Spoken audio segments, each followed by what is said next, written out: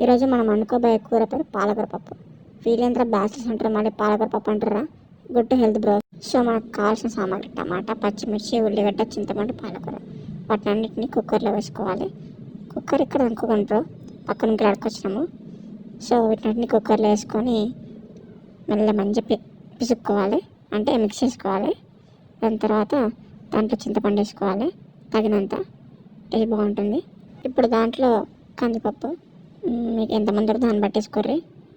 దాని తర్వాత దాంట్లో ఉప్పు, కారం, పసుపు, అంతా మంచిగా వాటర్ పోసుకొని మిక్స్ చేసుకోండి నీట్గా. మంచిగా మిక్స్ చేసుకున్న తర్వాత దాని మీద కుక్కర్ పైన క్యాప్ పెట్టేసి స్టవ్ ముట్టించేసుకొని 4 విజిల్స్ వరకు వెయిట్ చేయండి.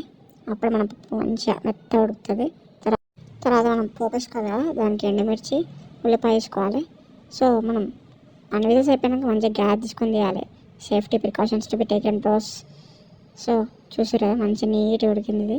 ఇప్పుడు మనము ఆ చిన్న దాంట్లో తగినంత నూనె పోసుకొని జీలకర్ర, ఆవాలు వేసుకొని ఎండుమిర్చి మంచిగా కలుపుకోవాలి. మంచిగా మిక్స్ అయిన ఆయిల్ని మన పాలకూర పప్పు కుక్కర్లో పోసేసుకొని ఒక 5 minutes జస్ట్ ఆ కుక్కర్ స్టవ్ ఆన్ చేసి పక్క పెట్టేసుకుంటే దెన్ మన కర్రీ రెడీ. రుచిగా ఉంటుంది, ఎంజాయ్ చేసి తినొచ్చు. మీ దగ్గర కుక్కర్లో ఏదో వేసుకోవాలి అనుకుంటారా బ్రో? ఏముంది, పక్క లాంటి ఉంటారు కదా, వాటికి అడకచ్చుకొని వేసుకోరు అంతే. ఇంత సూపర్ ఉంటుంది కర్రీ అయితే. చేసుకొని తినరు. బాయ్.